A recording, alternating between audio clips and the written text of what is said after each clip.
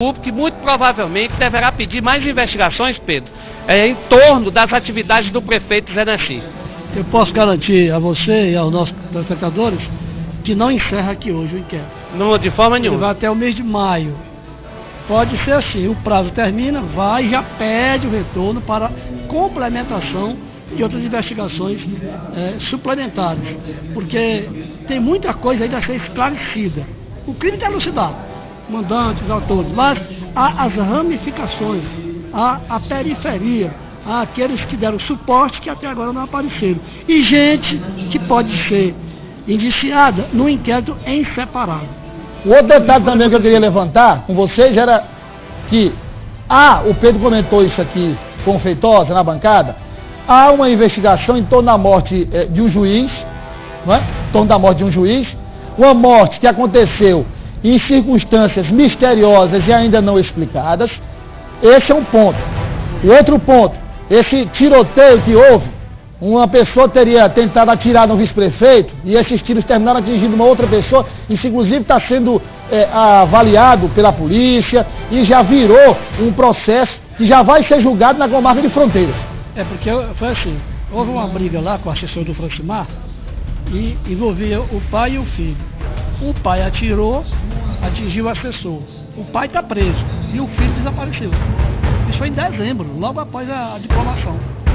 O filho disse que ia fugir, não deu tempo, até hoje não foi localizado, nem vivo e nem morto. Para a família, ele está morto. E a polícia investiga o paradeiro desse rapaz.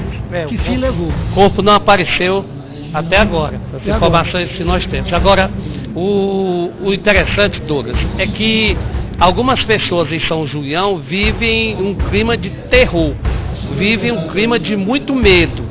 Entre essas pessoas estão os 3 filhos do vereador e a primeira mulher dele. Além disso, existe a noiva, como nós anunciamos, que está sob ameaça de morte. Doutora Célia, que é advogada. Essa ameaça, inclusive, de morte, porque segundo aqueles interessados em não resolver o caso, em ocultar a verdade, eles acham que ela foi importante.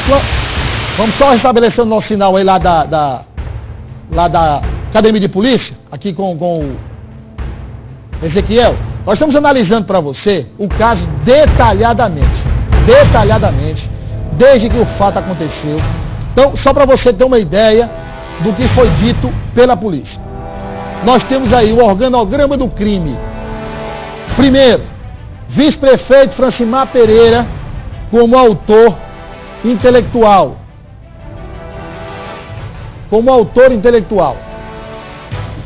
Joaquim do Gabriel vem uma escala abaixo, como o agenciador, ou seja, o homem responsável pela operacionalização do crime. E aí nós temos o Antônio Virgílio, Gildásio e Walter como os executores, aqueles que mataram o ex-vereador Emílio Reis, que estavam na cena do crime. Você acompanhou também aqui no programa, mais uma vez, as imagens do trajeto, não só do ex-vereador Emílio Reis, como você vê agora no vídeo, mas também o trajeto dos 3 que executaram o ex-vereador. Ou seja, de acordo com esse levantamento que você vê agora no seu vídeo, os executores fizeram o mesmo roteiro do ex-vereador Emílio Reis. E que o senhor Antônio Virgílio pediu carona num determinado ponto da estrada ao ex-vereador Emílio Reis. O ex-vereador Emílio Reis para o veículo, dá carona ao Antônio Virgílio, que é conhecido, aliás, vamos abrir um parêntese aqui, dona Cátia Brasil, para explicar o seguinte, que esse contato de Antônio Virgílio com Emílio Reis teria acontecido, segundo levantamentos do Feitosa Costa e do Pedro Alcântara, ainda em dezembro do ano passado. Ou seja, há uma informação que ainda não foi confirmada de que essa morte deveria ter acontecido ainda em 2012. O que não foi possível. Então, vamos voltar ao raciocínio. Fecha parênteses. Depois que o Antônio Virgílio pegou carona com o ex-vereador Emílio Reis, Walter e Gildásio estavam no outro veículo e começaram a seguir o ex-vereador Emílio Reis, que estava com Antônio Virgílio de carona, até chegar àquele ponto que vocês já sabem onde é, e aí houve a execução, 2 tiros, e o corpo do ex-vereador foi enterrado em cova rasa, até que alguém visse o braço do ex-vereador, chamou a polícia, e daí o crime começou a ser desvendado. Você ficou sabendo também, aqui na TV Antena 10, como foi efetuado o pagamento, o que disseram os principais acusados, sempre em primeira mão, com cópias do depoimento. Tudo você ficou sabendo antecipadamente aqui na TV Antena 10. Até esse organograma divulgado pela polícia, você tomou conhecimento antes. Traz de novo aqui Pedro Alcântara e Feitosa Costa. O Pedro já com calor, Feitosa também, mas olha, eu queria um reflexo aqui, meu amigo, que não tem houve uma... Pra variar. Houve um apagão parcial. Pra variar. Um apagão parcial. E tiveram que abrir as portas e o reflexo está caindo bem aqui no Pedro. Gatinho, eu quero avisar, porta lá, para você aí, Douglas, que o DVD já está a caminho, hein? Certo. O DVD já está a caminho. Chegou e você coloca no ar. Nessa aí não, meu filho, é a outra. O DVD já está a caminho. Agora Pedro e Feitosa. Vamos retomar aqui o raciocínio. Então, a noiva do ex-vereador Emílio Reis, a polícia acredita, ela própria acredita que está sendo digamos, acompanhada, monitorada pela quadrilha, porque a quadrilha entende que ela teve um papel fundamental na solução do crime. Célia Maria Luz Oliveira, advogada, trabalha na Secretaria de Desenvolvimento Econômico, é assessora do deputado Vartos Santos. E eles estavam com o casamento marcado agora para o mês de julho. Roubaram a aliança do rapaz. Questão só de escolher a data, mas roubaram até a aliança, né? Mataram o rapaz e roubaram a aliança. Agora a pergunta é a seguinte, o Pedro disse aí, Feitosa, que roubaram a aliança, alguns pertences. Isso pode ter sido uma estratégia dos assassinos para tirar o júri popular? Ah, mas é claro, sem dúvida nenhuma. Doutor Carlos Douglas chegou. Pode ter sido também uma maneira, uma estratégia para desviar o foco de que o vereador teria sido vítima de assaltantes comuns. Deixa eu chamar o advogado. E aí, Feitosa? Só que a polícia não entrou nessa. Daí é que nós temos que destacar a competência aí da polícia, dos investigadores, do grupo de repressão ao crime organizado. Sem dúvida nenhuma, eles foram bastante competentes, porque não enveredaram por esse campo. Nós temos aí duas situações. E aí terminaram pegando o veio correto da investigação, o tiro da investigação. O Pedro Alcântara tem mais informações. Doutor Carlos Douglas, Pedro, é o advogado da família do... Pedro, só para esclarecer aqui o telespectador o seguinte, que nesse caso, a tentativa era tirar o simples homicídio, ou seja, o simples homicídio doloso, para o latrocínio, que é o roubo seguido de morte. O homicídio doloso seria Tribunal Popular do Júri. E se fosse enquadrado como latrocínio, sairia do Tribunal Popular do Júri. Quer dizer, foi uma estratégia que a polícia não caiu, a polícia não cedeu a essa tentativa deles de desvirtuar as investigações. Pedro? Se bem que eu acho que, como latrocínio, seria mais rápido e a pena até maior. Eu estou aqui com o doutor Carlos Douglas, que é o advogado da família do Emílio. Ele veio acompanhar aqui essa coletiva, doutor. E o que foi dito aqui, o que foi esclarecido, a que ponto chegou? Você ouviu o organograma da polícia? Sim. Isso satisfaz a defesa e a família? A acusação e a família? Nós temos que ser coerentes num ponto que a polícia trabalhou de forma muito eficaz pelo crime, quem é o autor intelectual, quem é o executor do crime, ou os executores do crime. Então, para nós, da família, não nos interessa culpar A, B ou C, mas chegar a realmente quem praticar o crime. Falta mais alguém nessa história, na opinião dos senhores? Sinceramente, seria temerável dizer que há a participação, por exemplo, do atual prefeito. Joaquim do Gabriel disse em seu depoimento que, também tem, o Francimar havia dito para ele que Zé tinha conhecimento do fato. Se realmente chegasse à conclusão de que ele tenha conhecimento do fato, nós somos claros em afirmar, inclusive o artigo 13 do Código Penal também é muito enfático em dizer que houve uma relevância de omissão. Se ele foi omisso em saber do fato e não contou a quem de direito, ele deve responder. Se a polícia chegar a esse fato, chegar a essa conclusão, de antemão já se concluiu que não, né? Mas se chegar a essa conclusão, efetivamente, lá na fase da instrução processual penal, o Ministério Público deve requerer a emenda da petição inicial e, com isso, ajuizar a ação penal, então, contra o prefeito. Como ele tem foro privilegiado, nesse caso, a ação penal em relação a ele tramita perante o Tribunal de Justiça, não tramitará na comarca de Pix, né? Mas acerca da questão de homicídio e latrocínio, está claro que foi um crime de homicídio, não foi um crime de latrocínio, não se teve interesse de subtrair bens de Emídio Reis, não se utilizou de violência ou grave ameaça. Mas roubaram. Porque, na verdade, depois dele morto, foi que subtraíram os bens. Seria um concurso de crimes, um homicídio em concurso com furto. O que perfeitamente pode ir para o Tribunal dos Juros, 2 crimes, não há nenhum problema. Mas, em síntese, no primeiro momento, se discute realmente que o crime teve conotação política, que o objetivo da morte foi realmente para calar a boca de Emílio diante das ações que ele havia movido, tanto a AIG quanto a AIME, e por conta dessas ações, então, ele teve sua vida ceifada, infelizmente. O senhor, como assistente da conversação, o senhor vai enquadrá-los como? Quais os artigos, vai tipificar os crimes quais? São vários. Veja bem, na fase de inquérito policial, o delegado tem a discricionariedade de colocar aquele crime que ele entende que aconteceu. Indiciamento, né? Entretanto, esse indiciamento pode eventualmente modificar, até porque quem move a ação penal é o Ministério Público. Eu, na condição de assistente do Ministério Público, terei contato com o Dr. Cláudio Soeiro para ver qual será a melhor forma. Se, além do crime de homicídio, também houve a questão da ocultação de cadáver, porque está claro que eles enterraram o cadáver, então por isso houve a ocultação de cadáver, e também o crime de formação de quadrilha, que vai ser tipificado lá no artigo 288 do Código Penal. Formação de quadrilha? Formação de quadrilha. Há sequestro também? Pode falar em sequestro? Acredito que não, pelo modus operandi do fato, somente o crime de homicídio com o crime de formação de quadrilha e ocultação de cadáver. Tá certo? São as agravantes. Na verdade, seria um concurso de crime. A agravante seria, na verdade, não seria nem agravante, seriam as qualificadoras do crime, a situação de se enterrar o corpo, a pessoa ainda viva, né, o que se leva ao meio insidioso ou cruel da morte, e o fato do tiro que se deu na nuca, né, o local, a localização do tiro, e para que um tiro na perna, já vítima de já ter pega um tiro na nuca. Então, na verdade, seria essa tipificação. Doutor Carlos, o Genivaldo que deu o cheque, está fora disso? Sim, na verdade, quando ele emprestou o cheque a Francimar, pelo que se pôde colher do inquérito policial, é que ele não sabia a origem do cheque. Nós sabemos que o cheque, até porque... Está aprovado isso? Acredito que pela investigação da polícia, e eu pessoalmente acredito na investigação da polícia, acredito que sim. Acredito que ele não tenha realmente nenhuma participação.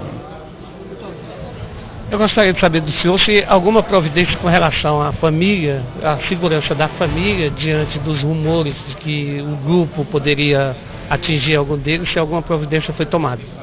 Sinceramente, eu acredito que não. Nós sabemos que aquela região de Pix é realmente uma região pouco conturbada, sempre esteve envolta em questões de política, de crimes de pistolagem, de agiotagem. Mas acredito que esse foi um fato isolado, né? E acredito que a polícia a família não venha sofrer nenhum tipo de retaliação, até porque as pessoas que eram vinculadas ao mídia eram todas pessoas de paz, não havia uma rixa, não havia um atrito entre eles. Na verdade, o próprio Emílio fazia parte da agremiação partidária de Zé Nessi e de Francimar, e por conta de um entrevero entre eles político, ele se distanciou.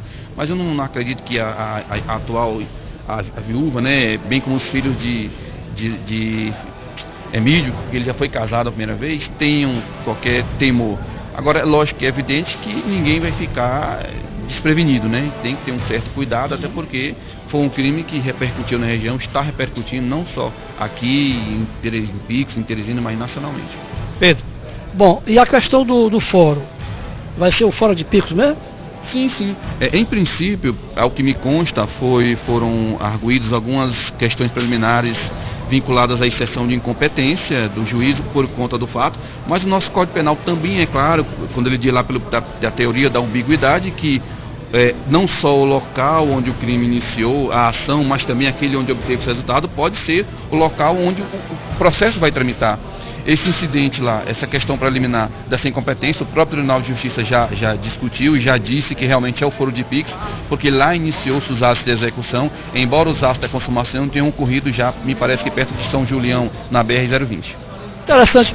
Vereador tem foro privilegiado, prefeito tem foro privilegiado. Existe, não tem não? Na verdade, nós sabemos que no estado do Piauí e o estado do Rio de Janeiro são dois únicos estados da federação que dão foro privilegiado a vereador, por conta da Constituição estadual. Mas, em regra, a própria Constituição Federal ela não concede foro privilegiado a vereador. Prefeito, sim, esse tem foro privilegiado, amplamente divulgado e tipificado dentro da própria Constituição. Não, agora. Sobre prisão, foi temporária, 30 dias, já foi prorrogada? Na verdade, em princípio, foi decretada a prisão temporária. Como se trata de crime hediondo, ela foi decretada por 30 dias. O delegado Luciqueico pediu a renovação e a juíza da comarca de Pix renovou por mais 30 dias. O que se espera nesse momento é que o delegado requeira a conversão da prisão temporária em prisão preventiva, o que certamente ocorrerá, até porque eles não devem ser soltos antes da instrução do processo, né? Então, acredito eu que somente após a instrução do processo, se eles vierem a ser soltos, né? Acredito que não será logo, não será agora. Daqui para frente, quais são os próximos passos? Bom, o inquérito será concluído, será relatado pelo delegado, que ainda não fez, né?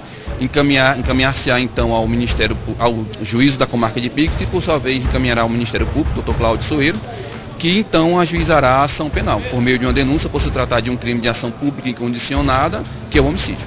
Pedro, pois não, Douglas, só tenho que retornar aqui para o estúdio rápido, e aí são 2 minutos, eu volto com você aí da Cadepol para a gente continuar comentando esse caso e discutindo mais o caso de Emílio Reis. Tá, eu quero agradecer ao doutor Carlos Douglas pela atenção de ter vindo aqui, dessa entrevista, doutor. O senhor vai continuar aqui, qualquer coisa a gente procura o senhor novamente. Tudo bem, foi um prazer, tá, muito obrigado.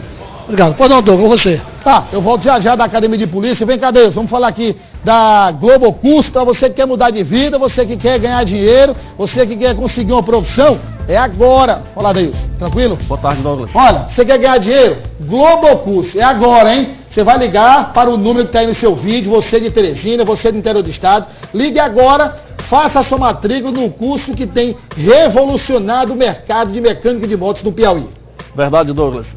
Em primeiro lugar, mandar um abraço pro meu patrocinador, que é o Nazareno de Timon, que é o NASA Motos, né? Obrigado, NASA, pela parceria, né? Pela confiança no nosso trabalho também. O que você vai aprender nas aulas conosco? Você vai aprender tudo sobre injeção eletrônica em moto Honda, em moto bicombustível. Você vai aprender abertura e fechamento do motor também, parte elétrica, utilizando o multímetro, vai aprender revisão e manutenção de uma motocicleta com padrão de qualidade, e ao término do curso o aluno estará documentado com certificado de conclusão, encaminhamento curricular também.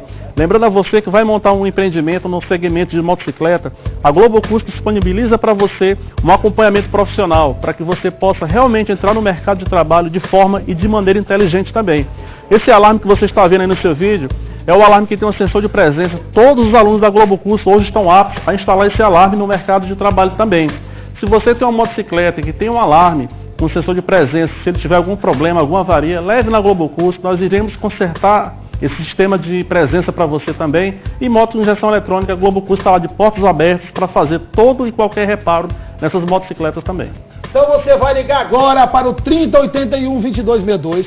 Você do interior do estado, 0 prestador 86, 3081-2262. E o detalhe é o seguinte, Adeus. Se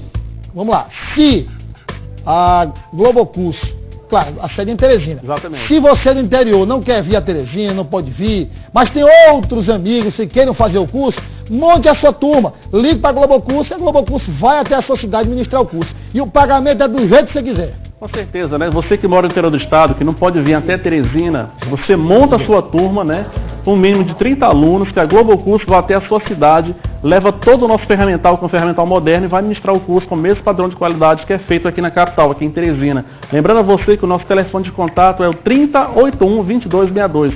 3081-2262. Trabalha no mercado que mais vende em todo o Brasil, que é o mercado de motocicleta, o mercado aquecido, o mercado promissor e que vai lhe dar uma boa rentabilidade também no final do mês. Obrigado, Adeilson. Até amanhã com mais Globo Curso. Olha, hoje é quinta-feira, 18 de abril de 2013. Você ainda vai ver no programa de hoje. Várias pessoas são presas durante a operação da Polícia Militar na zona norte de Teresina. Realmente ele estava roubando? Tava, porque pegaram ele ali, mas só que não foi só ele. O homem lá disse que foi um bocado, que tava mais ele. E eu correndo atrás dele todo tempo, correndo atrás, ô meu filho. O Wesley, olha, eu paguei quarto, botei na Fazenda da Paz, botei em todo lugar que existe em Teresina. Mas é porque ele não é sadio da cabeça. Olha, empresários do polo industrial preparam ação contra os péssimos serviços prestados pela Eletrobras. Veja. Máquinas paradas, mais de 100 funcionários, às vezes, como no caso dessa empresa, sem trabalhar. E o pior, o atraso na entrega. Isso tudo motiva os empresários do polo industrial a mover uma ação contra a Eletrobras. E na zona rural de Teresina, energia elétrica só se for através de gambiarra. A fiação vem passando de quintal por quintal, de sítio por sítio. Neste aqui, por exemplo, tem a energia, vem em forma de gambiarra, mas nem por isso ela é de graça. Os moradores pagam e pagam caro. Nesta casa tem medidor. E os estudantes do liceu deixam a sala de aula para cobrar melhor estrutura. Logo na fachada de um dos colégios mais tradicionais do estado, encontramos tampões no lugar dos vidros. Lá dentro, a realidade é ainda mais frustrante para os estudantes. E já vamos voltar lá da Academia de Polícia com todos os detalhes sobre o inquérito que foi divulgado agora no caso Emílio Reis. Vem cá, Patrícia, vem comigo aqui. Vamos falar aqui do Vital 500, para você que está acompanhando o programa. 3221-5521. Olá, Patrícia, boa tarde. Olha, atenção, você de Teresina, você do interior do estado, ligue agora, 3221-5521. Mora nas 207 cidades que nos acompanham, 0 prestador 86-3221-5521. Você vai ligar agora pro Vital 500. A Kátia nunca mais pegou uma gripe na vida dela, porque toma o Vital 500 todo dia. São 3 cápsulas de Vital 500 para você manter a sua saúde em ordem, melhorar a circulação sanguínea, evitar infarto, evitar derrame, evitar AVC.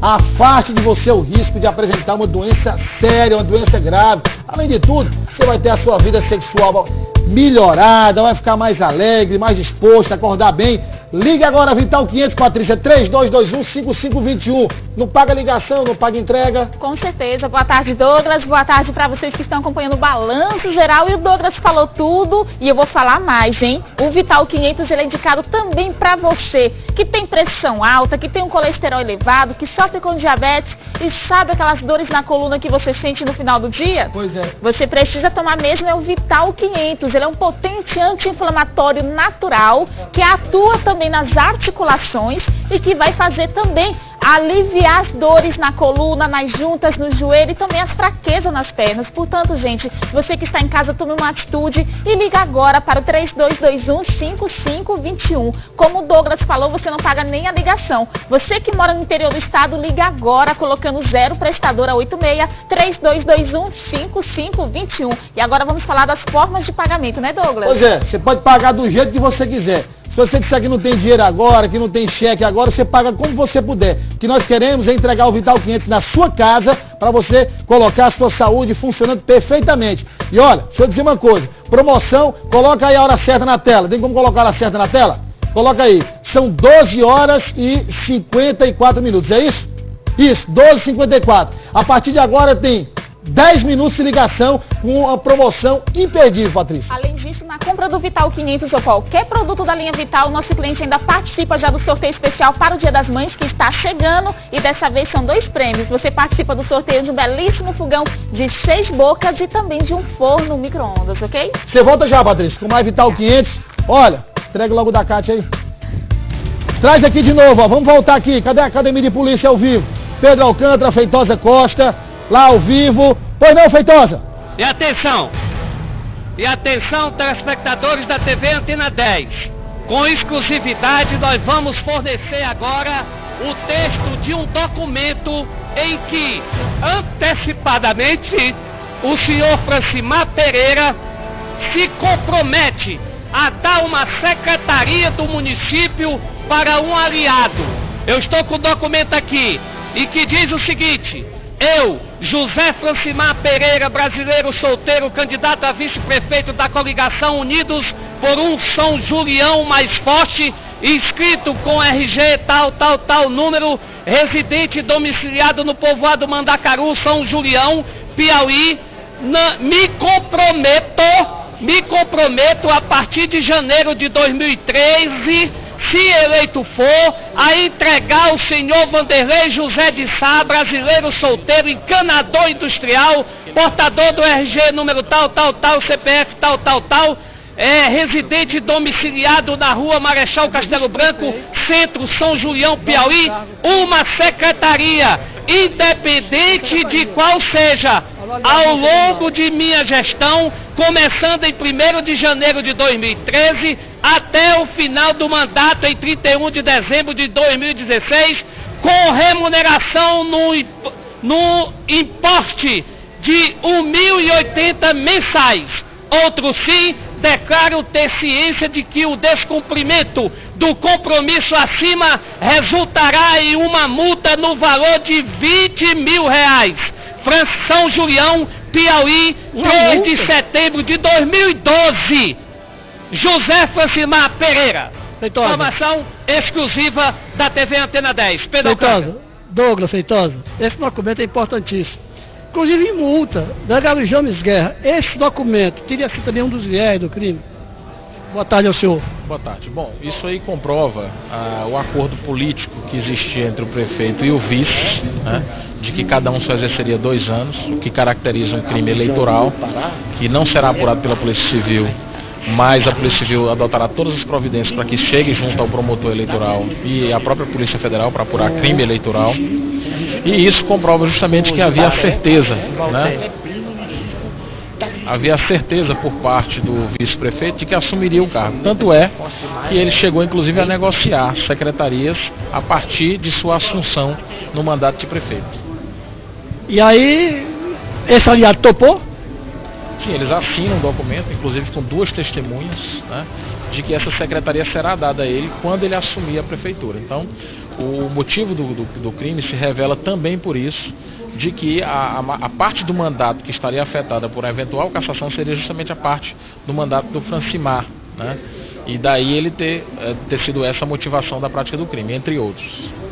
Lá atrás, delegado James, o que se sabe é que o Emídio se revoltou com a proposta de candidatura única, ele não aceitou. E aí ele rompeu, inclusive uma aliança que havia com o prefeito, se lançou candidato, acabou perdendo a eleição e depois entrou com a ação para caçar o prefeito. Além de outras ações no eleitoral, no Fundeb, o dinheiro também do Instituto de Previdência do município, tudo isso a polícia tem conhecimento?